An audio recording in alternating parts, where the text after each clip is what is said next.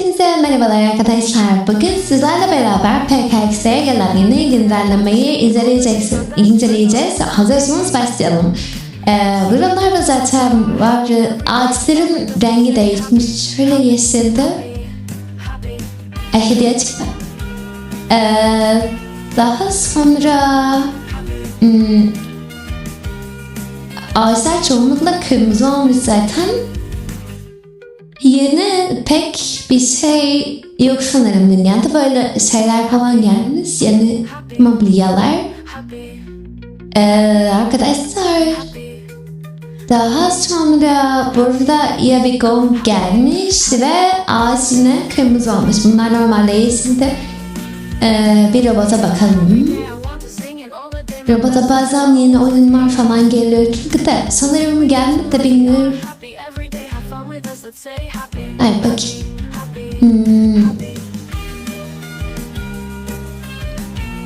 Evet, gelmemiş, o yüzden gerek yok girmemize. Daha sonra arkadaşlar admin heykeli var. Ortada bir tane şöyle mobilyalar falan var. Ha, dükkana bakalım de. Dükkanda yeni gelen çarkta normal şeyler var. Yeni gelen şeyde bunlar var. İyi. Daha sonra da şöyle bir zırhlar gelmiş bir tane. Daha sonra da yeni gelen kıyafetler böyle kız kıyafeti böyle. Bence güzel gibi ama çok pahalı yani. Bence değmez. Daha sonra böyle bir çok iyi şey var. Böyle bir erkekler için olan var. Güzel gibi de bence bunun da fiyatı çok fazla. Böyle bir tane ejderha var. Bir dans gelmiş böyle. Bence fiyatı uygun gibi ama ben şu an altın biriktirdiğim için gerek yok, almayacağım şu an.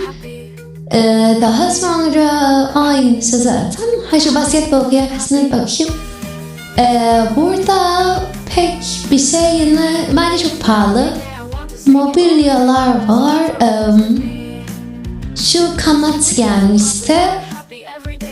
Daha sonra bu bence bunlar da güzel, bu kırmızı olan Rabia. Daha sonra Amaya. Yani o kadar güzel değiller bence. Diğerleri daha güzel. Böyle senin falan oldu. Bu gelmiş 6 liraya. Bu vardı zaten. Şeydekileri getirmişler. Geçen ay yeni yılı güncellemesine gelen kıyafetleri. Daha sonra evleri için mobilyalar getirmişler. 60 elmasa bunu getirmişler. Bence bu da pahalı ama getirmişler. 10 tane olduğu için bence olabilir. Siz bilirsiniz tabii ki almak konusunda. Böyle şeyler gelmiş. Ben bunu almıştım. Buzdolabı için çok güzeldi bence. Fiyatları da uygun bence. Bu ev tekrar gelmiş. Ay tapınak evi. Daha sonra yeni gelen şu terlikler tekrar gelmiş. Ben unicornluyu almıştım zaten. Kızıl tandalı ve kapibaralı var. Daha sonra şu popstar seti tekrar gelmiş. Bence iyi gibi ama siz bilirsiniz tabii. Şunun gelmiş yürüyüşü buraya. Benim aldım tabii ki. Daha sonra petler de yok. Şu tekrar gelmiş. Bir de ejderha uçurtması gelmiş. Daha sonra burada da yeni şeyler gelmemiş. Şöyle bakın.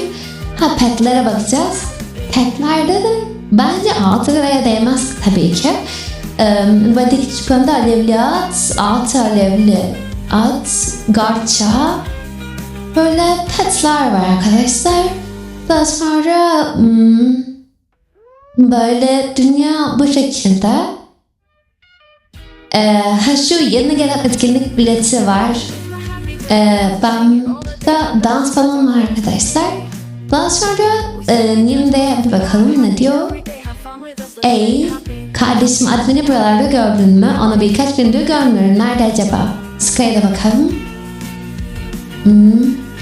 Admin bana PKX'de kontrol adası hakkında bir şeyler söyledi ama bunun nerede olduğuna dair en ufak bir fikrim yok. Kontrol adası acaba? Neyse şuralara da bakalım. kontrol adası derken bence gizli bir bölümü falan var burada. Kesin hiçbir şekilde bilmiyorum. Fikrimde yok ama olabilir. Şu şeye bakayım. Arkaya, şu ağacın arkasına. Belki yeni şeyler falan vardır. Acaba kontrol adası derken neyden bahsetti? Neyse arkadaşlar böyle bakayım. Ay geçemiyorum. Başka bir şey yok sanırım. Burada falan. Evet arkadaşlar başka bir şey yok benim bildiğim kadarıyla. Ben şu şeylere bakayım. Belki telefon yanımızdan gelmiş. Kulüp var. Daha sonra bakayım. Başlamış mı sezon? Yok. Evet arkadaşlar daha sonra yeni gelen başka bir şey de yok.